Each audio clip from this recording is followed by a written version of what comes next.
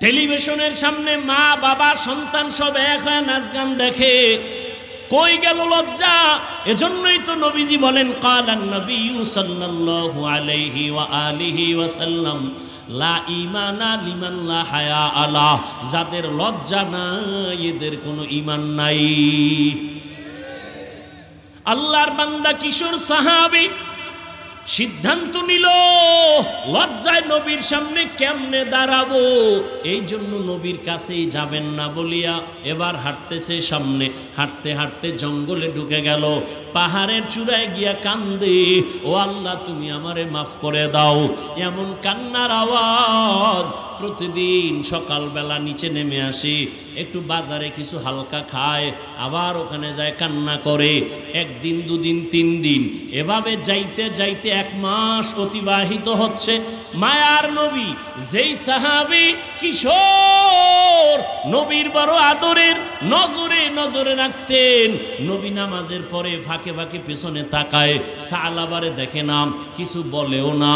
1 মাস যখন চলে গেল, নবী বলেন, ওমর আমার সালাবা কই? ওমর বলে, আজ একদিন না 1 মাসের উপরে হয়ে গেছে, সালাবাকে আমরা দেখি না, কোথায় গেল জানি না। বলে যাও খুঁজে খুঁজে তারে বের করে নিয়ে আসো। ওমর অন্য সাহাবীকে নিয়ে বের হয়ে গেলেন রহমতের নবীর অর্ডার তামিল করার জন্য।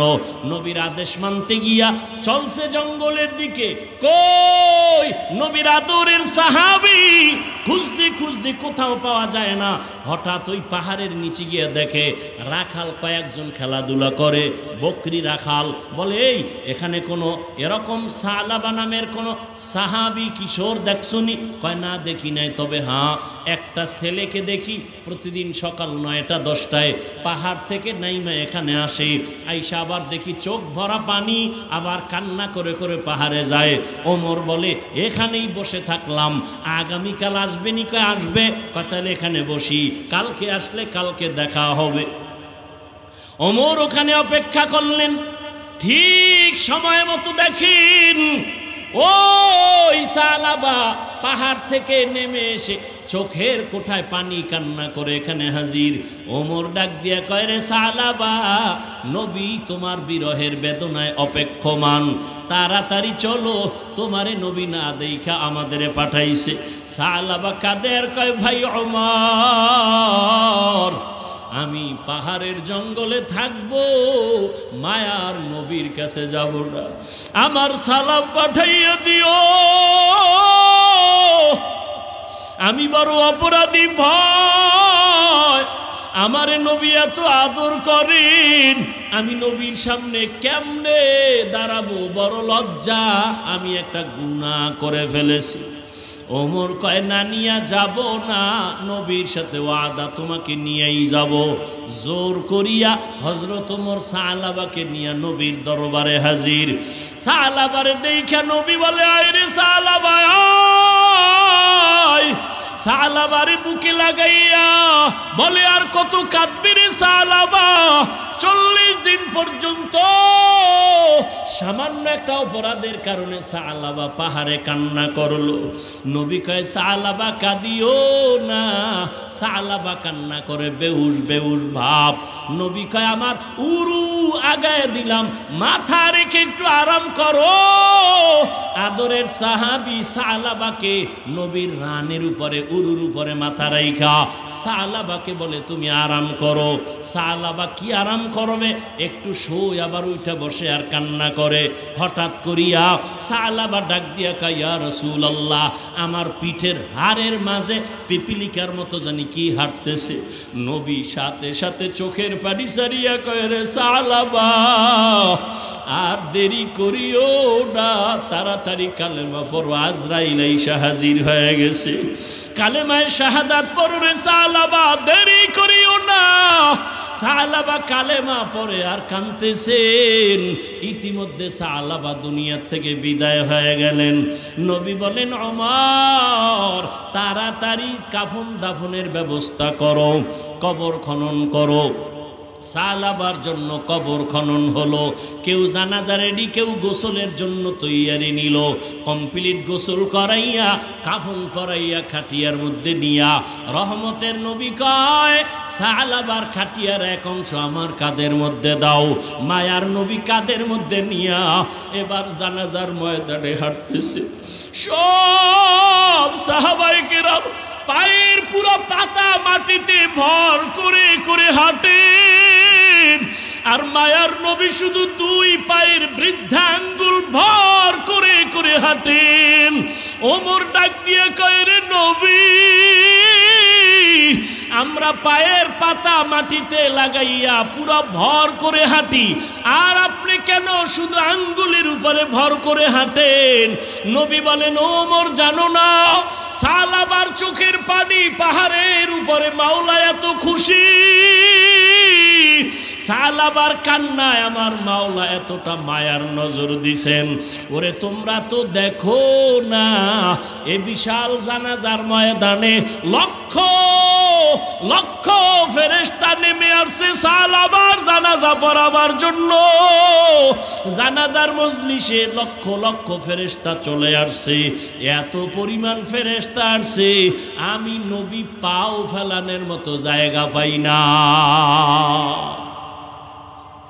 ও এলাকার যুবক, ও বৃদ্ধ বাবাজি, ও পর্দার আড়ালের মা, ও ছাত্র ভাই, সামান্য একটু নজর পড়ে গেল ওই মহিলার দিকে, তাও অনিচ্ছায়। এই ভয়ে 40টা দিন পাহাড়ের উপরে গিয়া কাঁদলেন। আমার মাওলা এত খুশি, যেই খুশির কারণে আল্লাহ ফেরেশতা পাঠায়া দিয়েছেন তার জানাজার ময়দানে। ও আল্লাহর বান্দারা, আজকে মোনাজাত ধরি, চোখের মধ্যে কোনো পানি নাই, অথচ দুনিয়াতে যেদিন আসছিলাম আমার পুঁজি ছিল শুধু কান্নার আওয়াজ। আমার মাকে বলতে পারতাম না, মা আমারে খানা দাও, আমার পুঁজি ছিল শুধু কান্নার আওয়াজ। আমার আব্বাও বুঝে না আমি কখন কান্না দিয়া কি দাবি করতাম। আল্লাহ কয়, দেখ, শুধু কান্না দিয়া তোর সব দাবি মায়ের থেকে আদায় করেছু। মা বুঝতে পারতো তোর কান্নায় কখন কি চাও। বাবায় কয়, সন্তান কেন কাঁদে? ক্ষুধা লাগছে। আম্মু কয়, না, ক্ষুধার কান্না না তো কেন কাঁদে? কয়, 5 মিনিট আগে খানা দিয়েছি, এখন কান্না করে ঘুমানোর জন্য, ঘুমের আগে বাচ্চা কাঁদে। ওরে আব্বাও বুঝে না আমি কান্না দিয়া মায়ের থেকে কি দাবি করতেছি। আমার মায়ের মধ্যে আমার আল্লাহ একটা রাডার ফিট করে দিছে, চুম্বুক লাগায় দিছে। বাচ্চা কান্না করলে মা বুঝতে পারে বাচ্চার কান্নায় তারা কি চায়। ও বান্দা, ওই কান্নার পুঁজিটারে ধরে রাখিও। আল্লাহকে বলা লাগবে না, মাওলা তুমি আমার এটা দাও, ওইটা দাও। যদি বিনয়ের সাথে কান্না শুধু করতে থাকো, আমার আল্লাহ চোখের পানি দেখলে বড় মায়া লাগে। একটা ছাত্র যদি অন্যায় করে শিক্ষকের কাছে কান্না করে বলে, হুজুর মাফ করে দেন, ওই শিক্ষকের দয়া না হয়ে পারে না। একটা সন্তান যদি কান্না করে মা বাবার সামনে দাঁড়ায়, চোখের পানি দেখলে মা বাবার মায়া না হয়ে পারে না। মাথা টানে কোলে টানিয়া কয়, বাবা কাঁদিও না, আমি আর তোমার উপরে রাগ করব না, কিছু বলবো না। ওই মা বাবার থেকে আর ওস্তাদের থেকে আবার আল্লাহর মায়া কি কম? আল্লাহ বলেন 99 গুণ মায়া আমার বেশি। বান্দা তুমি যদি একটু কান্না করো, আমি মাওলা তোমার চোখের পানি বড় মোহব্বত করি, বড় মজা লাগে। আর এটাও তো নিয়ম, দুনিয়ার ঘরে আগুন লাগলে পানি ছাড়া যেমন ঠান্ডা করা যায় না, গুনার পরিণাম ফল জাহান্নাম, ওই জাহান্নামের আগুন চোখের পানি ছাড়া ঠান্ডা হবে না। ও আমার কলিজার যুবক, আজকে আমিও তো তোমার মতো একটা যুবক সন্তান রে বাবা। আমি তোমাকে এতক্ষণ যে চিল্লাইয়া বয়ান করতেছি, একবারও বলি না আমার মতো হুজুর হইয়া তসবিহ হাতে নাও, লম্বা জামাটা পরো, পাগড়ি লাগাও বলি নাই। বাবা তুমি ভয় পাইও না, স্কুলে পড়ো, চাকরি করো, ব্যবসা করো, বাধা নাই।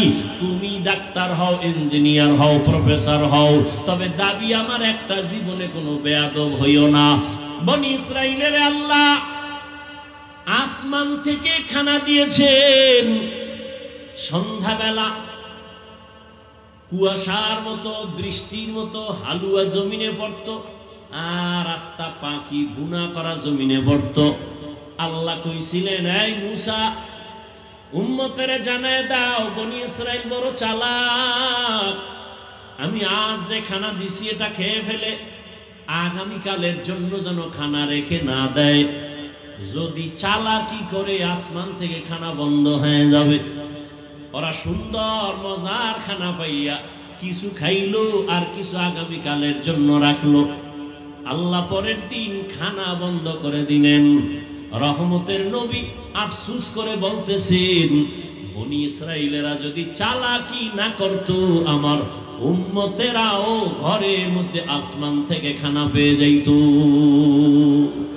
গরতাওয়াকুল মিকুনি হার সুবহ শাম میرساند رزق تو از لامقام جز بحق چی زیم خاز این سجا فضل او عامست در جملا جہا।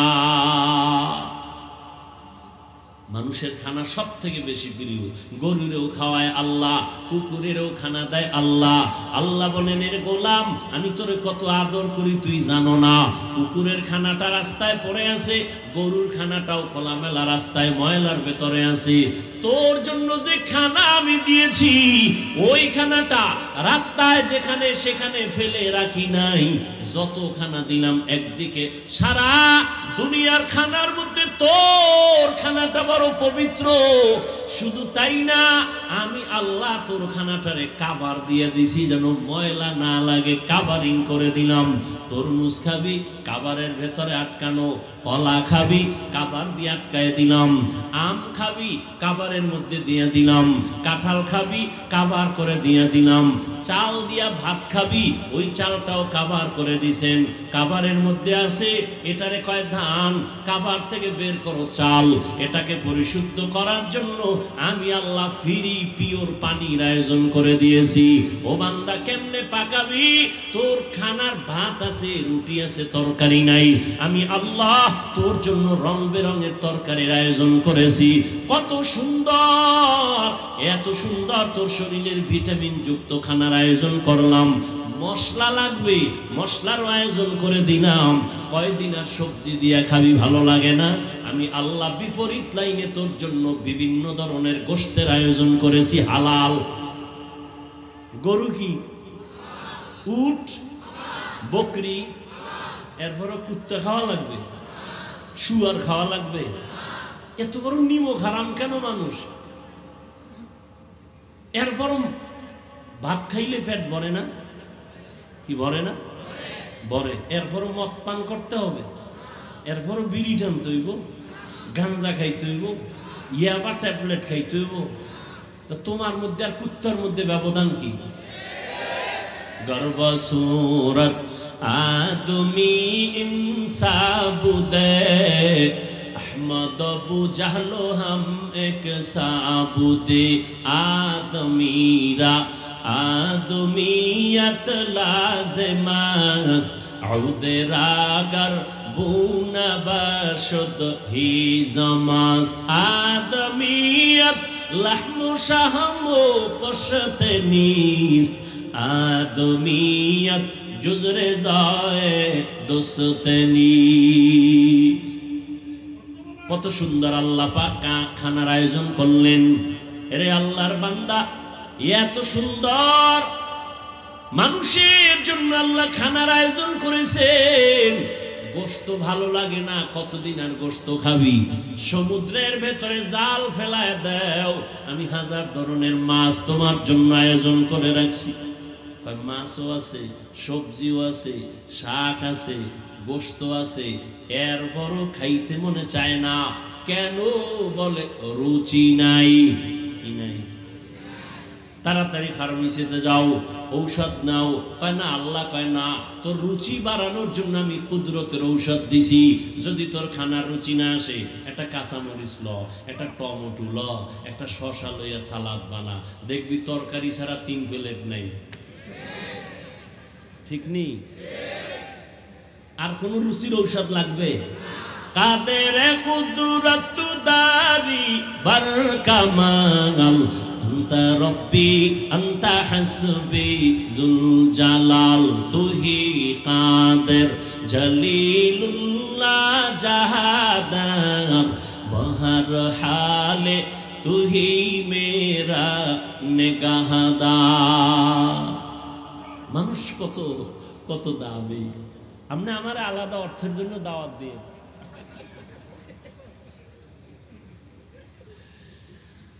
ভাইরা আমার, ভালো করে বুঝো আমার আল্লাহ যে কেমন দয়ার মালিক। যেই দয়া মা সন্তানের করে না, যেই দয়াটা বাবা সন্তানের করে না, ভাই ভাইকে করে না, আমার আল্লাহ শুধু মানুষকে এতটা দয়া করেছেন। ও বান্দা, 3 বেলা খাবি সবজি গোশত মাছ, এ দিয়েই তো তোর পেট বড় হয়ে গেছে খাইতে খাইতে। কিন্তু আমি আল্লাহর কাছে তুই চাও নাই তোর শরীরে আলাদা কিছু ভিটামিন দরকার, এজন্য আমি রব্বে কারীম তোর জন্য আলাদা ফল দিছি। 12 মাস ফল খাবি, মন চায় বেদানা আঙ্গুর দিনাম, আপেল খা, কমলা খা। ও বান্দা, দৈনিক একটা কমলা যদি রাতের বেলা খাইয়া ঘুমাও, চিকিৎসা বিজ্ঞানীরা কয় একটা কমলা যদি, একটা আপেল যদি প্রতিদিন খাইয়া ঘুমাইতে পারো, জীবনে তোমার শরীরে জ্বর বলতে কিছু থাকবে না। বামাত দিয়ে খাবা, জ্বর আসবে না জীবনও। হ্যাঁ, কপাল ভরা, বাম হাতে চা টানে, ডান হাতে বিড়ি টানে, আছে না নাই? ভালো কিছু খাইতে গেলে বাম হাতটা আগে যায়, বাম হাতে চা, ডান হাতে কি বিড়ি। আল্লাহ হেদায়েত দান করুন। ও আল্লাহর গোলাম, আল্লাহ পাক রব্বুল আলামিন মানুষের জন্য সুন্দর খানার আয়োজন করলেন, থাকার জন্য সুন্দর ব্যবস্থা করলেন, চলার জন্য রাস্তার আয়োজন করলেন, তোমার আলোর জন্য সূর্য দিয়ে আলোর ব্যবস্থা করলেন, চাঁদের আলো দিয়ে তোমার সুন্দর ব্যবস্থা করলেন।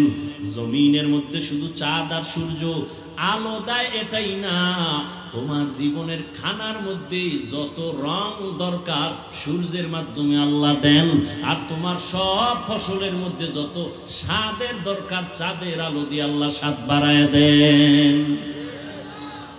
আম গাছের দিকে তাকায় দেখবেন, সূর্যের আলোটা যেই পাশে বেশি ওই পাশের আমের রং সুন্দর, আর যেই পাশে সূর্যের আলো নাই ওই পাশের আমে কি নাই, রং নাই। নাম্বার 2, রাতের বেলা দেখবেন চাঁদের আলো যেই আমের পাশে বেশি ওই আম মিষ্টি বেশি, যেই পাশে চাঁদের আলো নাই ওই পাশের আম মিষ্টি হয় না।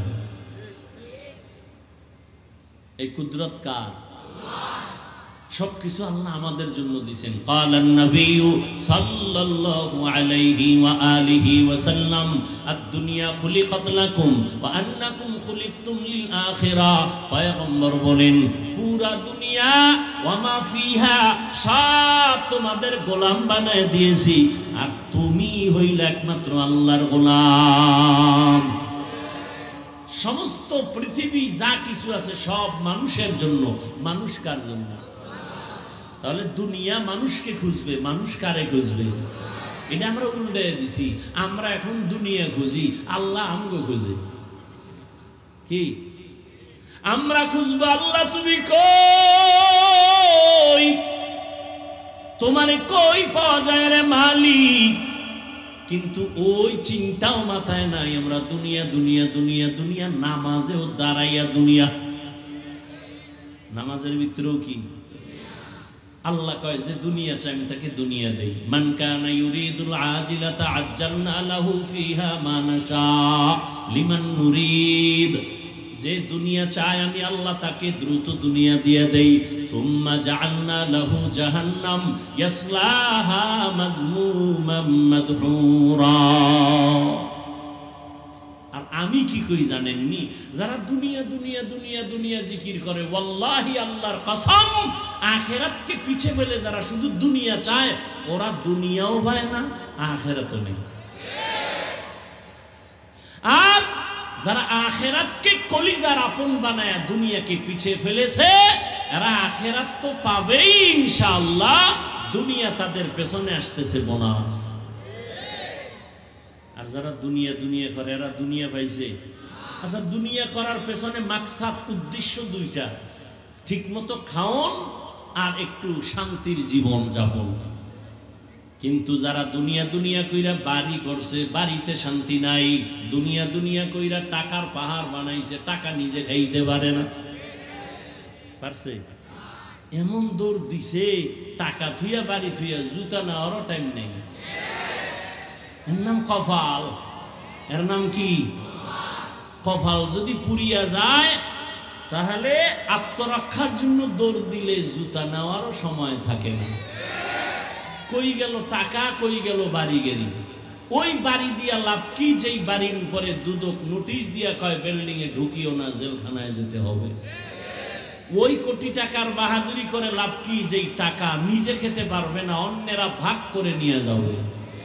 কোটি টাকার মালিক দেখো অভাব হয় না দূর, গরিব ঘুমায় আরাম করে মনটা বাহাদুর। ফেরাউনের লাশটা দেখো মিশর জাদু ঘরে, খায় না মাটি পোকা মাছি সবাই ঘৃণা করে। হৃদয়ে থাকিবে যার নম্রতা সদা, রহমত আসিবে সেথা প্রভুর ওয়াদা। বড়র বাড়াই থাকলে দিলে রহমত আসবে না, নিজেকে নিজে ছোট মনে করিও সাদা। উঁচু জমিন থেকে পানি নিচু জমিনে যায়, তেমনি খোদার রহমত আসে নম্রতার হৃদয়। ভোগবিলাসের বাড়ি গাড়ি পরে রবে সব, থাকতে সময় স্মরণ করো আল্লাহ আমার রব। আমাদের রবকে ইন্নাল্লাযীনা ক্বালু রাব্বুনাল্লাহ সুম্মা ইসতাকামু ফালা খাউফুন আলাইহিম ওয়ালা হুম ইয়াহজানুন।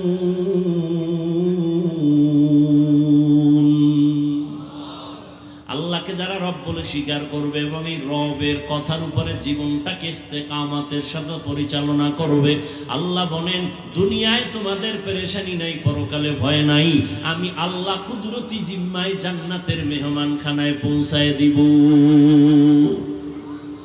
এই ঘুমায়, হ্যাঁ বাঙালি রাতে ঘুমায়, রাতে মোবাইলের হক আদায় করে। বাঙালি এখন দিনের রাত বানায় দিছে, সারা রাত মোবাইল হাতে নিয়ে আমরা মোনাজাত ধরি বইয়া, আর এরা মোনাজাত ধরে হইয়া মোবাইল নিয়ে মোনাজাতে আছে।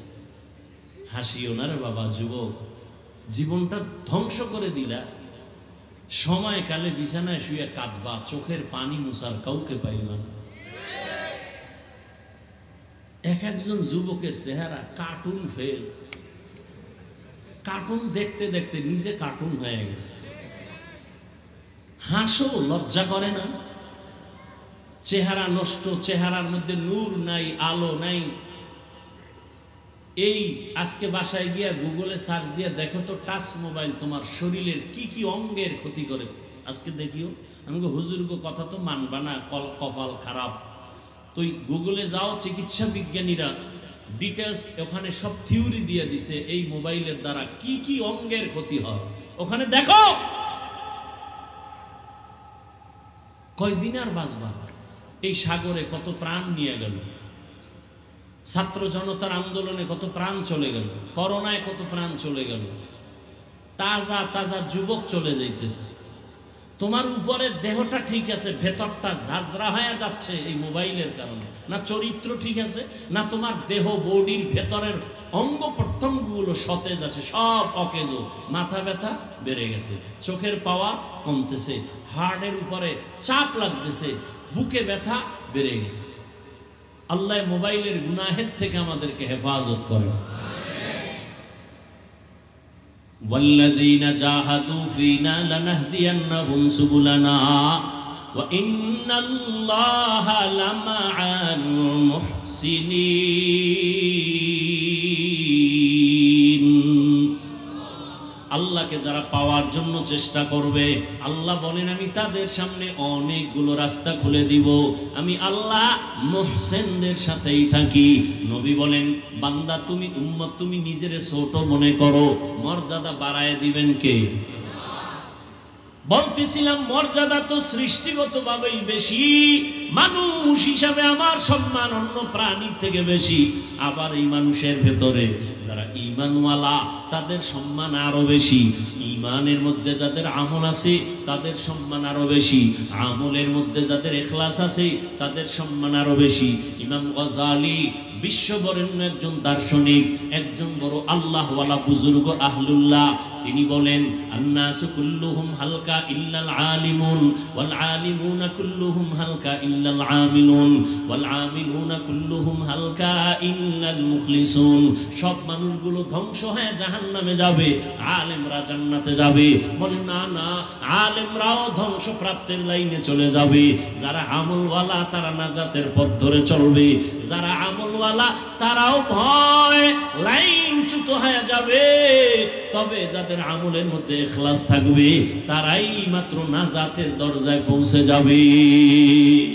इखलास के अमाल ये जन्नत के हमरा, परहेज के मकासद है जो तक़वा से हासिल मान, परहेज के मकासद है जो तक़वा से हासिल मान, बगैर जो अमाल हो इखलास व तक़वा, बर्बाद तेरे जिंदगी आए होश नजरमंद, बर्बाद तेरे जिंदगी आई होश नजरमंद। भाईरा आमार, সারা দুনিয়ার মুমিনদের মধ্যে সর্বশ্রেষ্ঠ যারা সম্মানের তারা আম্বিয়ায়ে কেরাম, তাদের পরে সাহাবায়ে কেরাম, আর সমস্ত নবীদের উম্মতের মধ্যে আখিরি নবীর উম্মত আমরা আল্লাহর কাছে বড় দামি। আবার আখিরি নবীর উম্মত আমাদের মধ্যে যারা কোরআনের হাদিসের ইলমওয়ালা তারা আরো দামি।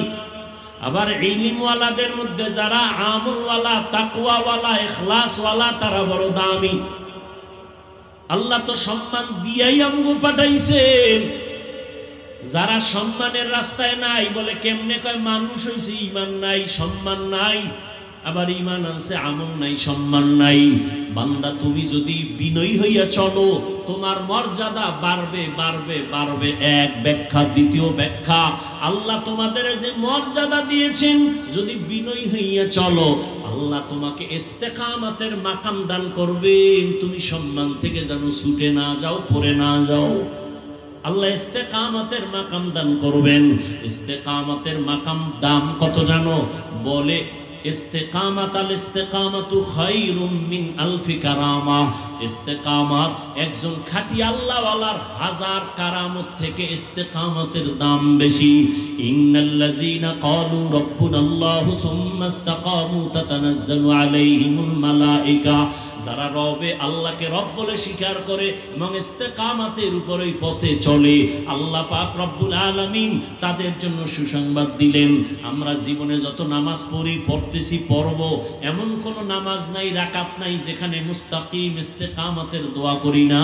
ইহদিনাস সিরাতাল মুস্তাকিম। আল্লাহ হেদায়েত চাই সঠিক রাস্তার। কেমন সঠিক রাস্তা? যেই রাস্তা একবার উঠলে আর পড়ে যাব না, মুস্তাকিম, ধরে থাকবো, স্থায়ীভাবে থাকবো।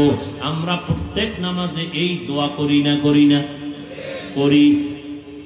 তো আল্লাহ পাক রব্বুল আলামিন বলেন নিজে, আমি আল্লাহকে যারা পাওয়ার চেষ্টা করবে আমি তাদের জন্য রাস্তা খুলবো। একটা না অনেক? অনেক। সাবিল এক বচন, তার বহু বচন সুবুল। সুবুলা না, আমি অনেক রাস্তা খুলে দিব। নবীজি একদিন সাহাবায়ে কেরামদের সামনে মাটির উপর একটা সোজা রেখা টানলেন। সোজা রেখার ডানে বামে আরো আঁকা বাঁকা কয়েকটা রেখা টানিয়া নবী বললেন, এই যে সোজা রেখা এটাই হলো সিরাতাল মুস্তাকিম। জান্নাতে পৌঁছার সঠিক, সহজ, সরল পথ হলো এই সিরাতাল মুস্তাকিম। কি বুঝলেন? আঁকা বাঁকা অনেক পথ, জান্নাতের পথ না সোজা পথ? কয়টা? একটা। নবী কয় জান্নাতে পৌঁছার পথ একটা। আল্লাহ কয় আমারে যারা খুঁজবা, জান্নাতের পথে হাঁটবা, আমি রাস্তা একটা দিব না, অনেকগুলো দিব। 100 নাই, 1000 নাই, কি পরিমাণ রাস্তা আল্লাহ খুলে দিবেন বান্দার সামনে, আল্লাহই ভালো জানে। তাহলে নবী কয় জান্নাতে পৌঁছার পথ কয়টা? আল্লাহ বলেন কয়টা? কথা বলেন। অনেক লাগছে নি পেস লাগছে না? নবীর কথায় আর আল্লাহর কথায় সমাধান দিবে ম্যাজিস্ট্রেট, প্রফেসর, ডাক্তার। একমাত্র সমাধান দিবেন কোরআন সুন্নাহর ইলমওয়ালা উলামায়ে আহলে হক। কি সমাধান? কয় আপনি উদাহরণ দেওয়া এভাবে দিয়া বলেন, কক্সবাজার থেকে ঢাকা যাবেন, বিশ্ব রোড আছে কয়টা? একটা। বিশ্ব রোড কয়টা হয়? একটা। চট্টগ্রাম যাবেন, বিশ্ব রোড একটা। কিন্তু এই বিশ্ব রোডে ঢোকার জন্য ডানে বামে আরো শাখা রোড আছে না নাই? আছে।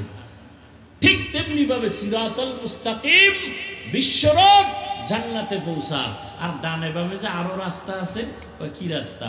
ইমামে আজম আবু হানিফা রহমাতুল্লাহ আলাইহির এক রাস্তা, ইমাম শাফিঈ রহমাতুল্লাহ আলাইহির আরেক রাস্তা, ইমাম মালিক রহমাতুল্লাহ আলাইহির আরেক রাস্তা, ইমাম আহমদ বিন হাম্বল রহমাতুল্লাহ আলাইহির আরেক রাস্তা। সবাই আলাদা আলাদা রাস্তা দিলে কোনো দোষ নাই। যে রাস্তা দিয়ে তুমি ঢুকবা, সামনে গিয়া দেখবা সিরাতুল মুস্তাকিম।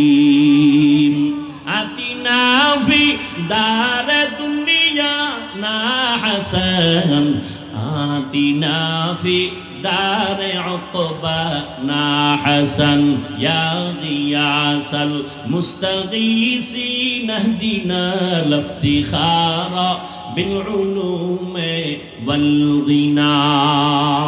ইমামে আজমের পথ জান্নাতে পৌঁছার সঠিক পথ, ইমাম মালিক রহমাতুল্লাহ আলাইহির পথ জান্নাতে পৌঁছার সঠিক পথ।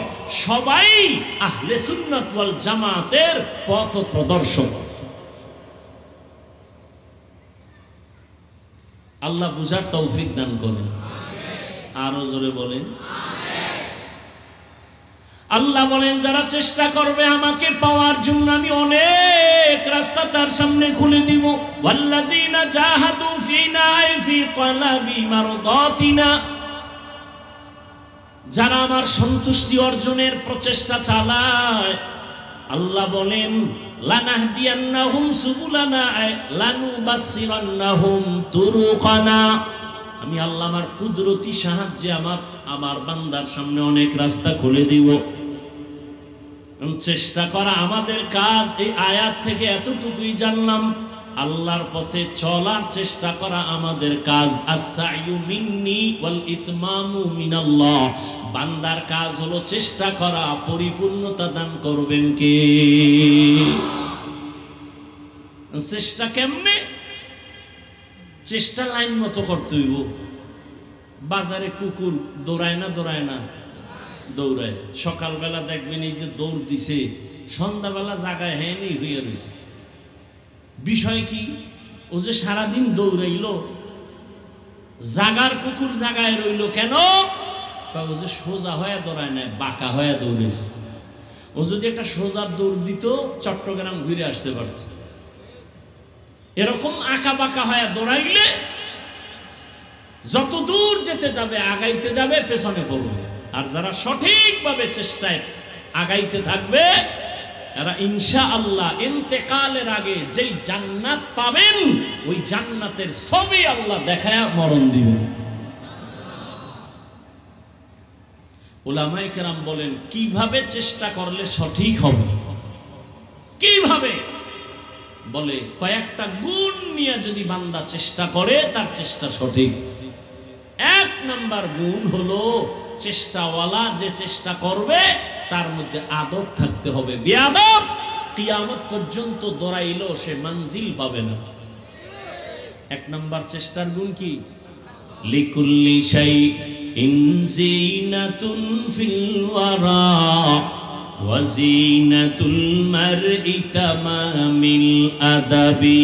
আজ খোদা খা হিমে তৌফিক আদব বেআদব মাহরুমে গাশত আজ ফজলে রা। আদব কি? বড় হুজুরের সামনে নামাজের সুরতে বসা, এটা আদব না। ভালো করে বুঝবেন, আদব বড় দামি একটা সম্পদ।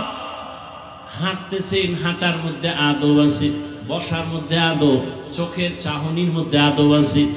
আমার অঙ্গ প্রত্যঙ্গ নাড়াচাড়া করি, এখানেও আদব আছে। আমার প্রত্যেকটা কাজের মধ্যে আদব। আদবের আর এক নাম হলো সুন্নাত। আমি পানিটা কেমনে পান করব, নবীজি দেখায় দিছেন। নবী নিজেই বলেন, আমি মা আমেনার গর্ভ থেকে আদব শিখে আসি নাই। আদাবানি রব্বি ফা আহসানা তাদিবি। আমার রব আমাকে আদব শিক্ষা দিয়েছেন। অতএব আদব এটা মায়ের গর্ভ থেকে নিয়ে আসে না, শিখতে হয়। আল্লাহ পাক আমি মুহাম্মদের জিব্রাইলের মাধ্যমে আদব শিক্ষা দিয়েছেন। কেমনে আমি নামাজে দাঁড়াবো, কেমনে মানুষের সাথে কথা বলবো করব, কেমনে আমি বসবো, কেমনে হাঁটবো, সব আমাকে শিখাইছেন। আমি আবার সাহাবায়ে কেরামদেরকে শিখাইছি। এজন্য নবী বলেন, সল্লু কামা রাআইতুমুনি উসাল্লি। নামাজ আদায় করো আমি মুহাম্মদকে যেমনে নামাজ আদায় করতে দেখো। এই কথা বলে নাই কিতাবে যেমন দেখো এমনি বড়। কিতাবে দেখতে গেলে অনেক জিনিস তোমার হল হবে না। কিতাবে আছে যে বুকে দিয়ে হাত দাঁড়াইয়া হাত বাঁধো, অনুমতি আছে। নাভির নিচে হাত বাঁধবা, অনুমতি আছে। হাত সাইডে দিয়া দাঁড়ায় থাকবা, তাও অনুমতি আছে। কারণ আপনি যদি খালি কিতাব মানেন, কোনো হুজুর টুজুর না মানেন, তো ফজরের সময় হাত সাইডে দিয়া নামাজ, জোহরের সময় বুকে বাঁধবেন, আর আসরের সময় কিতে নাভির নিচে, রাতের বেলা মাথায় দিয়ে খাড়াই থাকে। কারণ এটা তো আর কিতাবে নাই, তো একটা মনের থেকে কইরা ভালো হইবে। এই চালাকি ইসলামে কখনো অনুমোদন করে না। ইসলাম তামাশার জিনিস না। ইসলাম হৃদয়ঙ্গম করে বিনয়ের সাথে আল্লাহর কাছে নিজেকে আত্মসমর্পণ করে দেওয়ার নাম ইসলাম। ইসলাম গর্দান নেহাদান বতারাত। যে নিজেকে বিনয়ের সাথে আল্লাহর হুকুমের সামনে আত্মসমর্পণ করে, আত্মসমর্পণ করার নাম ইসলাম। যে করে তার নাম মুসলিম। বিনয়ের সাথে, গাদ্দারির সাথে না। মন চাইলে নামাজ পড়লাম, মন চাইলে পড়লাম না, নামাজে দাঁড়ায় দোকানের হিসাব করলাম, এই গাদ্দারি নয়। বিনয়ের সাথে আমি রবের সামনে দাঁড়িয়েছি। আনতা আবুদাল্লাহ কাআন্নাকা তারাহ ফাইন লাম তাকুন তারা ফাইন্নাহু ইয়ারা। আমি যে রবের সামনে দাঁড়াইছি, আমি রবকে দেখতেছি। আমার রবের আমি, কারণ আমার পাওয়ার নাই দেখার, সে ইমানও নাই, আমলও নাই। তাহলে এতটুকু নিয়ত করো, তুমি রবকে না দেখলেও রব তোমাকে দেখতেছেন। আমার অন্তরের হালাত কে দেখতেছেন? আমি নামাজে দাঁড়াইছি, আমার অন্তরের অবস্থা, আমি নামাজে খেয়াল কি নিতেছি কেউ জানে না, কেউ দেখে না। কে দেখেন? আল্লাহ দেখতেছেন। এই ধ্যানে নামাজ আদায় করো, এই ধ্যানে আল্লাহর ইবাদত করো। আর এই হালাত তৈরি করার জন্য নিজে নিজে সম্ভব না, একা একা সম্ভব না। একটা গরুর গলায় রশি পেঁচায় দিয়া মালিক যদি গোড়াটা ধরে রাখে, গরু চায় ডানে বামে ফসল খাবে, মালিক ধরে টান দেয়, খেতে পারে না। ঠিক যেই মানুষটা কালেমার রশি গলায় লাগাইয়া একজন আহলুল্লাহর হাতে রশির গোড়াটা দিয়া রাখছে, নিজের ইচ্ছাকে তার উপরে ন্যস্ত করেছে, মুরব্বির পরামর্শ নিয়ে চলে, ওই বান্দা মন চাইলেই উল্টা পাল্টা করতে পারে না। ভয় যে আমার জবাবদিহিতা আল্লাহর আদালত তো আছেই, আবার আমার দুনিয়াতে যে আমার মাথার মুকুট মুরব্বি, তার কাছে আমার জবাব দিতে হবে। উল্টা পাল্টা করলেই রশি ধরে টান দিবে, এটা করলি কেন? আমি মাঝে মাঝে বলি, মুরব্বি মানিয়াও ঠিক পথে থাকা যায় না, আর যারা মুরব্বি মানেই না, এগো উপায় কি? মুরব্বি মানার পরেও ঠিক রাস্তায় টিকে থাকা কঠিন, আর যারা মুরব্বি মানেই না, এদের উপায় কি? আল্লাহ হেদায়েত দান করুন। আরো আস্তে করে বলেন। তাহলে চেষ্টা করা বান্দার কাজ। মন গড়া চেষ্টা করলে হবে না লাইন মতো? লাইন মতো চেষ্টার প্রথম গুণ হলো আদব। বেয়াদব আজীবন চেষ্টা করলেও এই রাস্তা খুঁজে পাবে না, কোনোদিন পাবে না। খাসারা দুনিয়া ওয়াল আখিরা। আদব বড় দামি এক সম্পদ। একজন আল্লাহর ওলি বলেন, প্রত্যেকটা জিনিসের একটা সৌন্দর্য আছে, মানুষের সৌন্দর্য হলো আদবের ভেতরে। মা বাবার সাথে আদব রক্ষা করে চলা। আমার জীবনের আরেকজন কলিজার আপন, যে আমাকে মানুষ বানায় স্টেজে বসায় দিলেন, আমার উস্তাদ, তার সাথে আদব রক্ষা করে চলা। এরপরে আমার উলামায়ে কেরাম, আমার মুরব্বী, এদের সাথে আদব রক্ষা করে চলা। আদব রক্ষা মানি যেইভাবে চললে আমার মা খুশি হবেন, আমার বাবা খুশি হবেন, আর দোয়া আসবে, ওইভাবেই চলার নাম আদব। যেইভাবে চললে আমার ওস্তাদ আমার জন্য কলিজা দিয়া দোয়া করবেন, ওইভাবে চলার নাম আদব। আমি আজকে হাটহাজারী এলাকায়ও বলে আসছি, ঢাকাতেও বলেছি, ও আমার কলিজার যুবক বাবারা, ভালো করে শুনে নাও। জীবনে তোমার উপরে উঠার জন্য, সম্মানের চেয়ার দখলের জন্য, জীবনটাকে সফলতার মানদণ্ডে নেওয়ার জন্য তুমি চেষ্টা যে করবা, এই চেষ্টা তো চলবেই, তবে অন্যদের দোয়া লাগবে, না হয় হবে না। এক নাম্বার তোমার দোয়ার পুঁজি মা বাবা, দ্বিতীয় তোমার দোয়ার পুঁজি হলো তোমার শিক্ষক ওস্তাদ, তৃতীয় তোমার মুরব্বী উলামায়ে কেরাম, এদের দোয়া। যদি বান্দা তুমি কোনো না কোনো কারণে মা বাবার দোয়া নিতে নাও পারো, পায়ে হাত রেখে অনুরোধ করে বলবো বরদোয়া নিও না।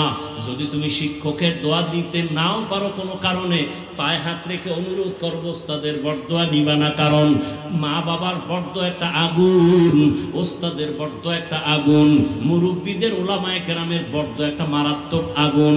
এই আগুন যদি তোর কপালে লেগে যায়, মরার আগেই চাকার তলে জীবন চলে যাবে।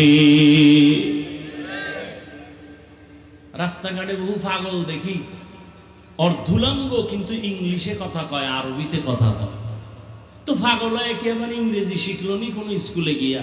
বলে না, তো এরা ইংরেজি আর আরবি শিখলো কই?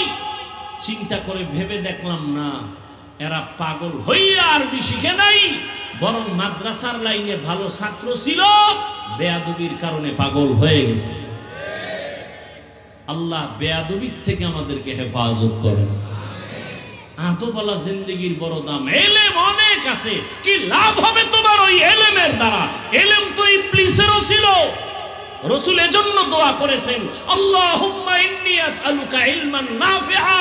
ওই এলেম দিয়ে তোমার কি লাভ হবে? যেই এলেমে তোমাকে বেয়াদব বানাবে। ওই এলেম দিয়ে কি লাভ হবে? যেই এলেম তোমাকে কিবিরওয়ালা বানাবে। ওই এলেম দিয়ে তোমার কি লাভ হবে? যেই এলেম তোমার হাসাদ বাড়াবে। তোমার এলেমে যদি তোমাকে বিনয়ী করতে না পারে, এটা ইলমে নাফে না।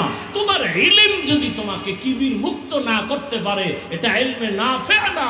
এজন্য রাসূল দোয়া করেছেন, আল্লাহ ইলমে নাফে দান করো, যে ইলমের দ্বারা আমি উপকৃত হব, আমার সাথে আমার অধীনস্থ যারা সবাই উপকৃত হবে। ওই ইলম শিখে কি লাভ হবে? এই ইলম তো ইবলিসও শিখছিল। ইলম শিখতে শিখতে শিখতে শিখতে কিবিরের দাবানালে নিমজ্জিত হইয়া আল্লাহর সাথে গাদ্দারি শুরু।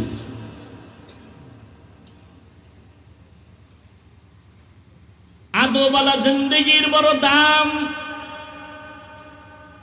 রহমতের নবী এমন এক হালাতে মক্কা নগরীতে আসছেন, যেই সময় মক্কার মানুষগুলো বড় খারাপ। ওদিকে আবার আল্লাহর নবীর বাবা নাই, অল্প বয়সে মাও হারালেন। জীবনটা বড় দুঃখ। নবী আফসোস করেন, আবার আনন্দ ভরে বলেন, ওই বিপদের সময় আমার আপন কেউ নাই, একমাত্র ওই বিপদ। ওই সময় আমার উপকার যারা করেছিল অধিকাংশ যুবক, আর বিরোধিতা যারা করেছিল অধিকাংশ বুড়া। আবু জাহাল নবীর দুশ্মনী করে বুড়া, আবু লাহাব নবীর দুশ্মনী করে বুড়া, উতবা নবীর দুশ্মনী করে বুড়া। আর নবীর উপকার করেছিল যারা অধিকাংশ যুবক। 11 বছরের সন্তান হযরতে আলী রহমতের নবীর হাতে হাত লাগাইয়া কালেমার পতাকা উড্ডীন করার শপথ নিলেন। নবী কলিজা দিয়া দোয়া করলেন, আনা দারুল হিকমা ওয়া আলিয়ুন বাবুহা, আমি মুহাম্মদ ইলম ও হিকমতের ঘর, আর এই ইলম ও হিকমতের ঘরের দরওয়াজা আলী। আমার আল্লাহ এমন ইলম হযরত আলীকে দান করেছেন। এতদিন ছিল আলী চাচাতো ভাই, এখন হলেন তিনি নবীজির সাহাবী, কিছুদিন পরে হবেন তিনি জামাতা। নবী এমন একটা দোয়া করে দিলেন, হযরত আলী শুকর আদায় করেন, ও আল্লাহ, সম্মানের চেয়ারে বসার জন্য, জায়গায় উঠার জন্য দুই পুঁজির একটা লাগে, হয়তো টাকা লাগে, না হয় ইলম লাগে। মানুষ টাকাওয়ালারে সম্মানের চেয়ার দেয়, আর একজন ইলমওয়ালা শিক্ষিত মানুষের সম্মানের চেয়ার দেয়। হযরত আলী কয়, আল্লাহ, তুমি আমাদের টাকা দাও নাই, ইলমে দ্বীন দান করেছো, তোমার শুকর আদায় করি, টাকা না পাইয়া রাজি নাকিস মাতাল জব্বার ফিনা লানা ইলমুন ওয়ালিল আ'দাই মালু ফা ইন্নাল মালা ইয়াফনি আন কারিবিন ওয়া ইন্নাল ইলমা বাকিন লা ইয়াজালু। ইলম পেয়ে খুশি, টাকা পেয়ে খুশি না কেন? কয় টাকা আজ আছে কাল থাকবে না, আর ইলম সিনায় ডুববে, কখনো ইলম বিদায় হবে না। টাকাওয়ালার টাকা আজ আছে কাল থাকবে না, ইলমওয়ালার ইলম থাকবে, কখনো যাবে না। তবে হ্যাঁ, কোন সময় ইলমওয়ালার ইলমটাও চলে যাওয়ার ভয় আছে, যদি ওই বান্দা ইলমের সাথে বেয়াদবি করে বা ইলমওয়ালার সাথে বেয়াদবি করে। ইলমের সাথে বেয়াদবি করলে ইলম থাকে না, ইলমওয়ালাদের সাথে বেয়াদবি করলে ইলম চলে যায়। আদবওয়ালা জিন্দেগির বড় মূল্য। আদব না থাকলে আজীবন চেষ্টা করলেও সফলতার দরজা খুঁজে পাওয়া যাবে না। এরে নবীর উম্মতের দল, মা বাবার সাথে আদব রক্ষা করে চলো, উলামায়ে কেরাম উস্তাদের সাথে আদব রক্ষা করে চলো। যদি কোনো জুলুম করা হয়, মরার আগেই জমিনে বিচার হবে। এজন্য আমার কলিজার যুবক ভাইদেরকে বলি, রে যুবক, ও ছাত্র ভাই, জীবনে মা বাবার দোয়া নাও, না পারলে দাবি রাখলাম বড় দোয়া নিবা না।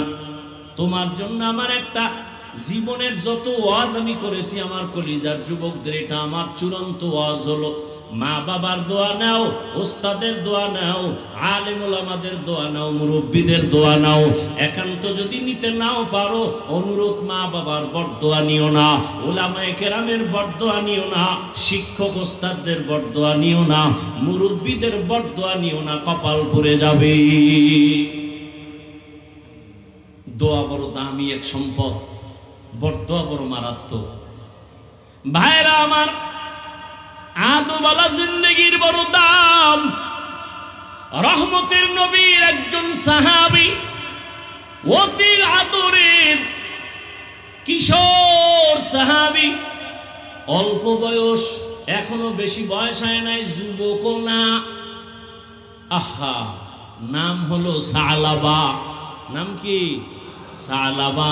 কিশোর সাহাবী, এখনো বড় না, যুবকও না, কিশোর সাহাবী, নবীর বড় আদরের, এত মোহাব্বতের। একদিন আল্লাহর বান্দা কিশোর সাহাবী সালাবা রাদিয়াল্লাহু আনহু রাস্তা দিয়ে কোথাও যাইতেছেন। এই যুবক, ভালো করে শুনে যা, হেদায়েতের মালিক আমি না আল্লাহ, কোন পীর, কোন মাওলানা, নবীও না। কে? মান ইয়াহদিল্লাহু ফাহুয়াল মুহতাদ ওয়া মান ইউদ্লিল ফালান তাজিদা লাহু ওয়ালিয়াম মুরশিদা। হেদায়েত কে দিবেন? যেই নবীরে এক নজর দেখলেই জাহান্নাম হারাম, যেই নবীর চেহারা মোবারক একবার দেখলে পেটের ক্ষুধা থাকে না, সেই নবীকে 13 বছর দেখলো, শ্রুতি মধুর কণ্ঠে ত্রুটি মুক্ত বয়ান শুনলো, এরপরও কালেমা পড়ে নেই। নাম জানেননি কে? আবু জাহাল, এর নাম কফাল, এর নাম কি? আর অন্যদিকে 27 বছরের যুবক, কয় বছর? 27 বছরের যুবক তরবারি নিয়ে দৌড়ায় নবীকে জবাই করবে। তরবারিটা ফালাইয়া নবীর হাতে হাত দিয়া কালেমা পড়িয়া তরবারি নিয়ে বাইতুল্লাহর হাতিমে দাঁড়ায় কয়, রে মুশরিকের দল, মুহাম্মদের বিরুদ্ধে যদি কথা বলো, মুহাম্মদের দরকার নাই, আয় আমি যুবকের তরবারি তোর জন্য রেডি। কে কে? এর নাম কফাল, এর নাম কি? 13 বছর নবীরে দেখছে, বয়ান শুনছে, কালেমা পড়ে নাই। নবী হাতের মুষ্টিতে পাথর, আর আবু জাহিল্লা হাতের মুষ্টিতে পাথর লয়, কয় ভাতিজা মুহাম্মদ কি আছে বলতে পারলে এখন কালেমা পড়ব। সত্যি পড়বেন? পড়ব। নবী বলেন, আমি বলতে জানি না। কেন জানো না? বলে, আমি গাইবের মালিক না। গাইবের মালিক কে? আরো আস্তে করে বলেন। নবীকে আমি বলতে পারি না ঠিক, তবে এই হাতের মুষ্টিতে যা আসো একটু আওয়াজ দাও। সাথে সাথে পাথরগুলো কালেমা পড়া শুরু করলো। আবু জাহিল্লা পাথরটি ফালায়, কয় মুহাম্মদ তুমি বড় জাদুকর। এর নাম কফাল। আর 27 বছরের যুবক নবীকে জবাই করতে এসে কালেমা পড়ে ফেলছে। এটা আল্লাহ পাকের কুদরত। কার কথায় কখন কপাল খুলে যাবে বলা যায় না। ও এলাকার যুবক ছাত্র ভাই, ভালো করে শুনেন, পয়গম্বরের সাহাবী কিশোর সালাবা রাদিয়াল্লাহু তাআলা আনহু, অনেক বয়সী না কিশোর? রাস্তা দিয়ে খেয়াল করেন ঘটনাটা, রাস্তা দিয়ে হাইটা যাইতেছে, হঠাৎ গ্রাম্য এলাকা, পাহাড়ের পাদদেশ, গ্রামের বাড়ি আছে, এরকম বাড়ির মধ্যে হঠাৎ নজর পড়ে গেল ওদিকে বাড়ির পেছনে একটা গোসলখানায় একজন আল্লাহর বান্দি মহিলা গোসল করতেছিল। কিশোর সাহাবী সালাবার নজর পড়ে গেল, আর বাতাসে পর্দা উঠায় ফেললো। ওই আল্লাহর বান্দির চোখের সাথে সালাবার চোখ পড়ে গেল। ইচ্ছা করে দেয় নাই, হঠাৎ চোখ পড়ে গেল, আবার সরায় ফেললো। ইচ্ছা করে দিছে, চোখ পড়ে গেছে, বাতাসে পর্দা উঠায় ফেলছে, চোখে চোখ লাগছে। সালাবা চোখ ঘুরাইয়া দ্রুত ওই স্থান থেকে সামনে চলে গেল, গিয়া পেরেশান হয়ে গেল। 7 আসমান ভারী হইয়া মাথায় চেপে বসলো। আমি তো রসুলের কাছের সাহাবী, আমাকে নবী কলিজা দিয়ে আদর করেন, আমি নবীর সামনে কেমনে মুখ দেখাবো? জিব্রাইল আইসা যদি নবীরে জানায় দেয় আল্লাহর পক্ষ থেকে আমি চোখের জিনায় লিপ্ত হয়েছি। হরকে দারদ খৌফে হকদার দিল মাদাম জান্নাতুল মাওয়া দেহদ উরামাকা। আদোবালা জিন্দেগি বড় দামি, মারাত্মক কোনো গুনাহ হয় নাই, অনিচ্ছায় চোখের নজর লেগে গেছে। এই ভয়, নবীজির সামনে আমি কেমনে মুখ দেখাবো? লজ্জা, মারাত্মক কোনো অন্যায় করে নাই, কিন্তু তার কাছে এটা ভাবার মধ্যে নিয়ে গেছে। ভাবতে ভাবতে ভাবতে ভাবতে এত কঠিন হয়ে গেলেন, সিদ্ধান্ত নিলেন আমি নবীজির সামনে যাব না। লজ্জা, নবীর সামনে কেমনে মুখ দেখাই? আর আমাদের হালাত, মা বাবা এক রুমে ঘুমায়, সন্তান ভিন্ন রুমে সারা রাত মোবাইল চালায়, একটু লজ্জা পর্যন্ত লাগে না। আবার অনেক আব্বা আম্মা আছেন, মা স্বামী আর স্ত্রী ঝগড়া করে, গালাগালি করে, মাঝখানে সন্তান বসে আছে, একটু চিন্তাও করে না। সন্তান মা বাবার ওই গালিগুলো শুনে শুনে গালি শিখতেছে। কি নাই? টেলিভিশনের সামনে মা বাবা সন্তান সব এক হয়ে নাচ গান দেখে, কই গেল লজ্জা? এজন্যই তো নবীজি বলেন, কালান নবী সাল্লাল্লাহু আলাইহি ওয়া আলিহি ওয়া সাল্লাম, লা ঈমানা লিমান লা হায়া আলা, যাদের লজ্জা নাই এদের কোনো ঈমান নাই। আল্লাহর বান্দা কিশোর সাহাবী সিদ্ধান্ত নিল লজ্জায় নবীর সামনে কেমনে দাঁড়াবো, এই জন্য নবীর কাছেই যাবেন না বলিয়া এবার হাঁটতেছে সামনে। হাঁটতে হাঁটতে জঙ্গলে ঢুকে গেল, পাহাড়ের চূড়ায় গিয়া কান্দে, ও আল্লাহ তুমি আমারে মাফ করে দাও। এমন কান্নার আওয়াজ প্রতিদিন সকালবেলা নিচে নেমে আসে, একটু বাজারে কিছু হালকা খায়, আবার ওখানে যায় কান্না করে। একদিন দুদিন তিন দিন এভাবে যাইতে যাইতে 1 মাস অতিবাহিত হচ্ছে। মায়ার নবী যেই সাহাবী কিশোর নবীর বড় আদরের, নজরে নজরে রাখতেন, নবী নামাজের পরে ফাঁকে ফাঁকে পেছনে তাকায়, সালাবারে দেখে না, কিছু বলেও না। 1 মাস যখন চলে গেল, নবী বলেন ওমর আমার সালাবা কই? ওমর বলে আজ একদিন না 1 মাসের উপরে হয়ে গেছে, সালাবাকে আমরা দেখি না, কোথায় গেল জানি না। বলে যাও খুঁজে খুঁজে তারে বের করে নিয়ে আসো। ওমর অন্য সাহাবীকে নিয়ে বের হয়ে গেলেন রহমতের নবীর অর্ডার তামিল করার জন্য। নবীর আদেশ মানতে গিয়া চলছে জঙ্গলের দিকে, কই নবীর আদরের সাহাবী খুঁজতে খুঁজতে কোথাও পাওয়া যায় না। হঠাৎ ওই পাহাড়ের নিচে গিয়ে দেখে রাখাল কয়েকজন খেলাধুলা করে, বকরি রাখাল। বলে এই এখানে কোনো এরকম সালাবা নামের কোনো সাহাবী কিশোর দেখছনি? কয় না দেখি নাই, তবে হ্যাঁ একটা ছেলেকে দেখি প্রতিদিন সকাল 9টা 10টায় পাহাড় থেকে নাইমা এখানে আসে, আইসা আবার দেখি চোখ ভরা পানি, আবার কান্না করে করে পাহাড়ে যায়। ওমর বলে এখানেই বসে থাকলাম, আগামীকাল আসবে নি? কয় আসবে। কয় তাহলে এখানে বসি, কালকে আসলে কালকে দেখা হবে। ওমর ওখানে অপেক্ষা করলেন। ঠিক সময় মতো দেখেন ওই সালাবা পাহাড় থেকে নেমে এসে চোখের কোঠায় পানি কান্না করে এখানে হাজির। ওমর ডাক দিয়া কয় রে সালাবা, নবী তোমার বিরহের বেদনায় অপেক্ষমান, তাড়াতাড়ি চলো, তোমারে নবী না দেখা আমাদেরে পাঠাইছে। সালাবা কাদের কয় ভাই ওমর, আমি পাহাড়ের জঙ্গলে থাকবো, মায়ার নবীর কাছে যাব না, আমার সালাম পাঠাইয়া দিও, আমি বড় অপরাধী ভয়, আমারে নবী এত আদর করেন, আমি নবীর সামনে কেমনে দাঁড়াবো, বড় লজ্জা, আমি একটা গুনাহ করে ফেলেছি। ওমর কয় না নিয়া যাব না, নবীর সাথে ওয়াদা তোমাকে নিয়েই যাব। জোর করিয়া হযরত ওমর সালাবাকে নিয়া নবীর দরবারে হাজির। সালাবারে দেখা নবী বলে আয় রে সালাবা আয়।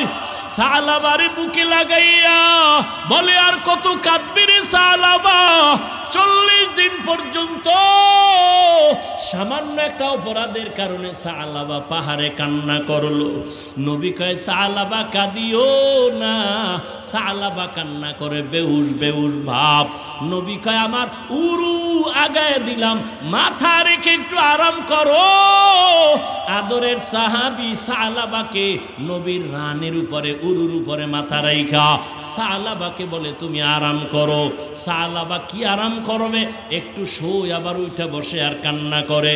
হঠাৎ করিয়া সালাবা ডাক দিয়া কয় ইয়া রাসূলুল্লাহ, আমার পিঠের হাড়ের মাঝে পিপিলিকার মতো জানি কি হাঁটতেছে।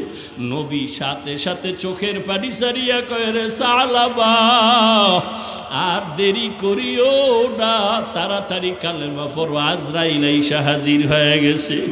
কালেমায় শাহাদাত পড়ো রে সালাবা, দেরি করিও না।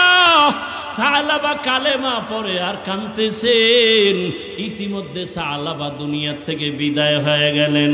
নবী বলেন ওমর তাড়াতাড়ি কাফন দাফনের ব্যবস্থা করো, কবর খনন করো। সালাবার জন্য কবর খনন হলো, কেউ জানাজা রেডি, কেউ গোসলের জন্য তৈয়ারি নিল, কমপ্লিট গোসল করাইয়া কাফন পরাইয়া খাটিয়ার মধ্যে নিয়া রহমতের নবী কয় সালাবার খাটিয়ার এক অংশ আমার কাঁধের মধ্যে দাও। মায়ার নবী কাঁধের মধ্যে নিয়া এবার জানাজার ময়দানে হাঁটতেছে। সব সাহাবায়ে কেরাম পায়ের পুরো পাতা মাটিতে ভর করে করে হাঁটেন, আর মায়ার নবী শুধু দুই পায়ের বৃদ্ধাঙ্গুল ভর করে করে হাঁটেন।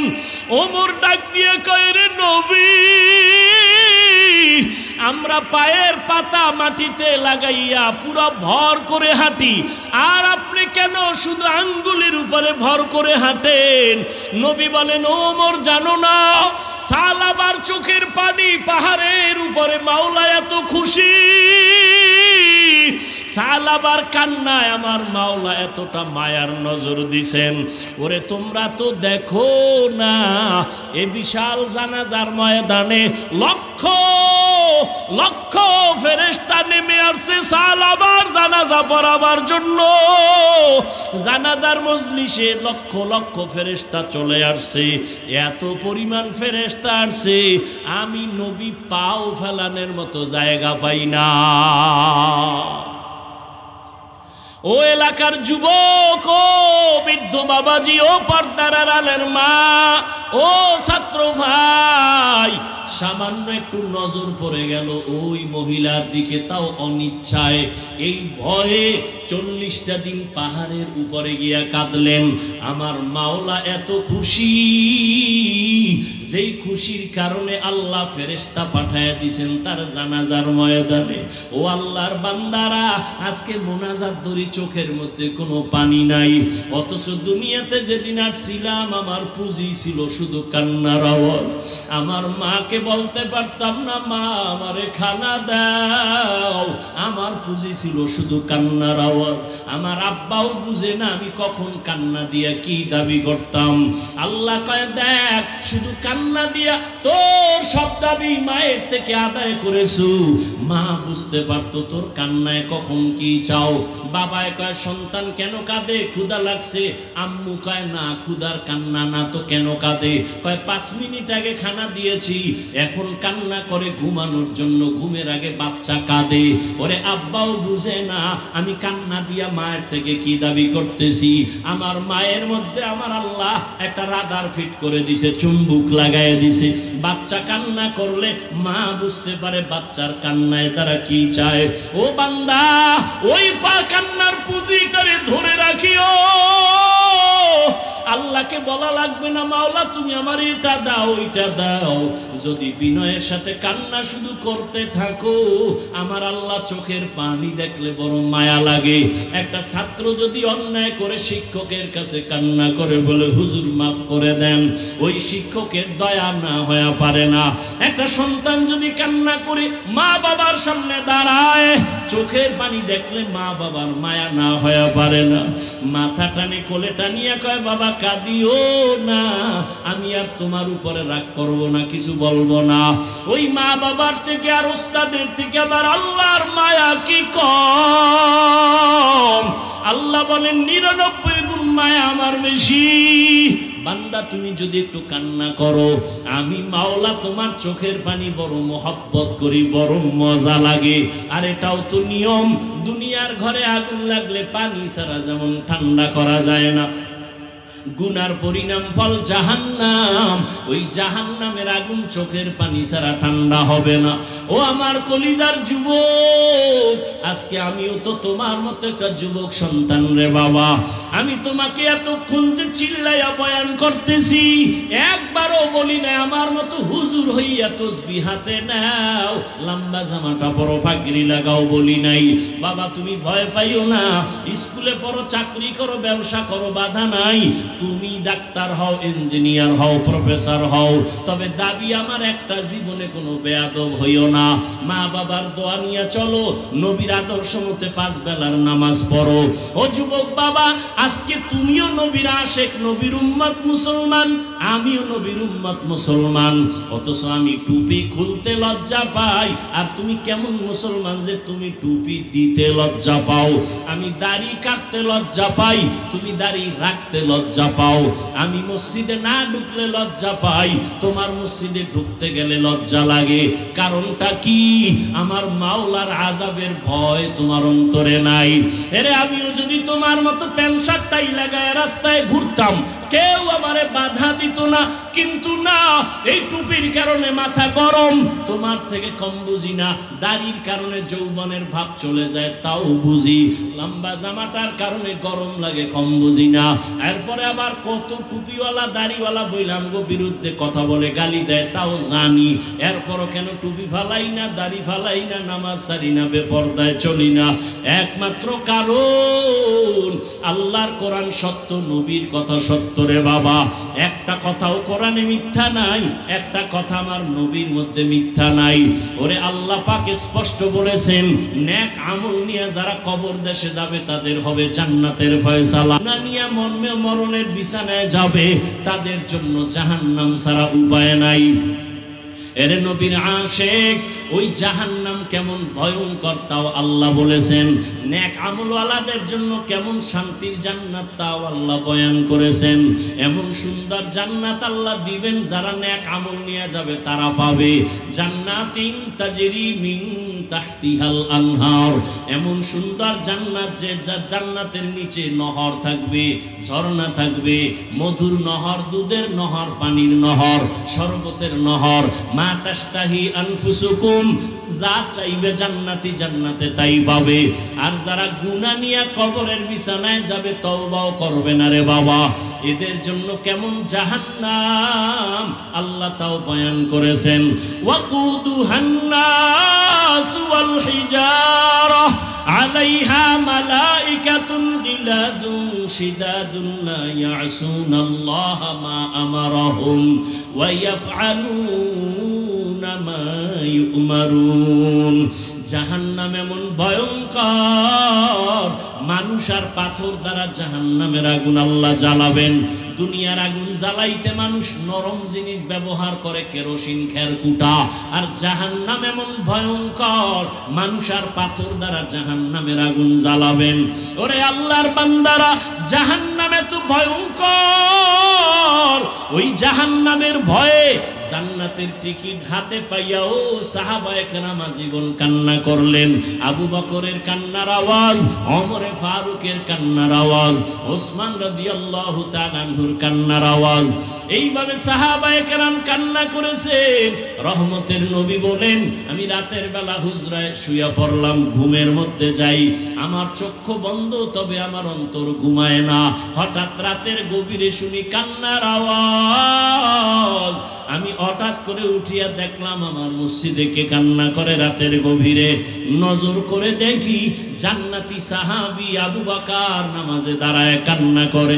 আমি জিজ্ঞাসা করলাম, হে আবু বকর, নামাজে দাঁড়াইয়া কেন কাঁদেন?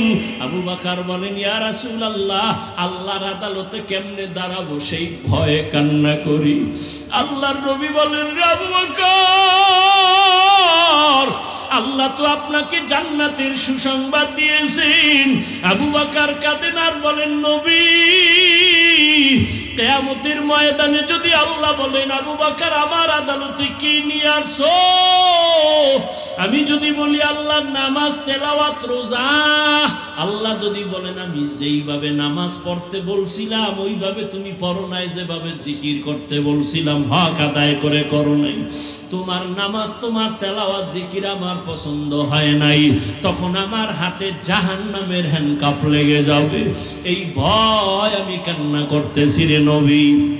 ও আল্লাহর বান্দারা, সাহাবায়ে কেরামের কত সুন্দর তাকওয়া, কত সুন্দর ইখলাস, কত সুন্দর নামাজ, কত সুন্দর তেলাওয়াত। এরপরেও যদি তারা কান্না করে না জীবন, আপনার আমার তো নামাজ নাই, তেলাওয়াত নাই, রোজা নাই, কোনো আমলই নাই, আমরা যারা টুকটাক আমল করি তাও মানুষকে দেখাবার জন্য করি, আর আপনারা যারা মোটেও করেন না, কান্না করে করে তো বুক ফাটিয়া মরিয়া যাওয়ার কথা। কিন্তু কপাল বড় খারাপ, নিজেও কাঁদি না, যদি কেউ কান্না করে তাও পছন্দ করি না। নিজেও দাড়ি রাখি না, কেউ যদি দাড়ি রাখে তাও পছন্দ করি না। নিজেও পর্দা করি না, কেউ যদি পর্দা করে তাও পছন্দ করে না। ও আল্লাহর বান্দারা, অথচ জাহান্নামের আযাবের ভয় পাথর পর্যন্ত কান্না করতেছেন। আল্লাহ নিজে বলেন, সুম্মা কাসাত কুলুবুকুম মিন বাদি যালিকা ফাহিয়া কাল হিজারা আও আশাদ্দু কাসওয়া ওয়া ইন্না মিনাল হিজারাতি লামা ইয়াতাফাজ্জারু মিনহুল আনহার ওয়া ইন্না মিনহা লামা ইয়াশাক্কাকু ফায়াখরুজু মিনহুল মা ওয়া ইন্না মিনহা লামা ইয়াহবিতু মিন খাশিয়াতিল্লাহ ওয়া মাল্লাহু বিগাফিলিন আম্মা তা'মালুন। আল্লাহ তাআলা বলেন, আল্লাহর জাহান্নামের আযাবের ভয় এমন কিছু পাথর আছে, কান্না করতে করতে ঝর্ণা প্রবাহিত হয়ে গেছে। ওই জাফলংয়ে যাও, চট্টগ্রামের বিভিন্ন পাহাড়ের পাথরের ভেতর থেকে দেখবা পানি বের হয়। ওরে ওটা ঝর্ণা না, জাহান্নামের ভয়। আল্লাহর কোরআন বলে কান্না করে। আবার কিছু পাথর আছে টপ টপ টপ টপ করে পানি ফেলে, আল্লাহর আযাবের ভয়। আবার কিছু পাথর আল্লাহর ভয়ে ফাটিয়া যায়, এক জায়গা থেকে আর এক জায়গায় কম্পন শুরু হয়ে যায়।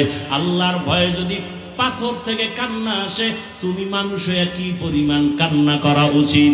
নিজের গুনার কথা স্মরণ করিয়া যদি তওবার নিয়ত করে 2 ফোঁটা চোখের পানি ছেড়ে দাও, মনে মনে বলো, হে মালিক, আমার মতো গুনাহগার এই জমিনে কেউ নাই। মানুষ আমারে কত সম্মান করে, কত মোহাব্বত করে, কিন্তু জানে না আমি কত বড় গুনাহগার। আমার গুনার খবর যদি আমার মা জানতো, আমার সন্তান বলে সম্মান দিত না। আমার গুনার খবর আমার স্ত্রী যদি জানতো, স্বামী বলে সম্বোধন করত না। আমার গুনাহের খবর যদি আমার সন্তান জানতো, বাবা বলে স্বীকার করত না। কিন্তু আমার মাওলা যে কত দয়ার মালিক। আল্লাহ বলে, রে গোলাম, তুই কোন দিন কতটা গুনাহ করেছো আমি মাওলায় তো দেখেছি। আমি আল্লাহ তোর গুনার খবর জানিয়া রাগ করিয়া তোরে সম্মানের চেয়ার থেকে ফালাইয়া দেই নাই। আমি তোর গুনাহ দেখিয়াও রাগ করিয়া পানি বন্ধ করি নাই, খানা বন্ধ করি নাই। বরং আমি আল্লাহ বারবার ডাকি, বান্দা কই যাও, আয় আয় আয়, ওরে আমার রহমতের দরজায় ফিরিয়া আয়। লা তাকনাতু মির রাহমাতিল্লাহ। আমার রহমতের দরজা ছাড়িয়ে তুই কোথায় যাবি? যেদিকেই যাবি সেদিকেই জাহান্নামের আগুন। এখনো সময় আছে, ফিরিয়ে আসো। তোমার চোখের সামনে কত মানুষ মরিয়া গেল। কোন দিন যেন আজরাইল তোমার আমার সামনে হাজির হয়ে যায়। এখনো সময় আছে, তওবা করো। ও যুবক বাবা, তোমার মতো কত যুবক স্কুলে কলেজে পড়িয়াও নামাজ ছাড়ে না, দাড়ি কাটে না। বলো বাবা, তুমি কেন পারো না? তোমার মতো কত যুবক রাস্তায় গাড়ি চালায়, নামাজ ছাড়ে না। বলো তুমি কেন পারবা না? তোমার মতো যুবক কৃষি কাজ করে, নদীতে মাছ ধরে, নামাজ ছাড়ে না। তোমার মতো কত সন্তান জেনারেল লাইনে থাকিয়াও চাকরি করে, নামাজ পড়ে, ব্যবসা করে, নামাজ পড়ে। তুমি কেন পারো না? ও বৃদ্ধ বাবাজিরা, আপনার মতো কত বুড়া মানুষ মসজিদে গিয়া কষ্ট করিয়া নামাজ পড়ে, আপনি কেন পারবেন না? ও পর্দার আড়ালের আম্মা জানেরা, বোনেরা, আপনার মতো কত মা, কত বোন এখনো আছে নামাজ পড়ে। কত বোন মোবাইলে সময় নষ্ট করে না, পর্দা রক্ষা করে চলে।